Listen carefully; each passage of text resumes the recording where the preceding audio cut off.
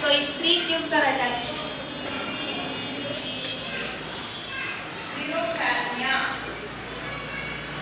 Here 512 is value. Okay.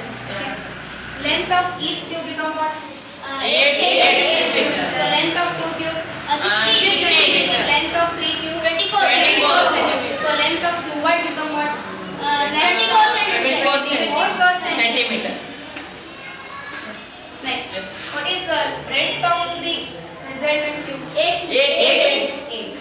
So length become here 8. because L is equal to all edges of the cube are what? Equal. Next. Here height become what? 8.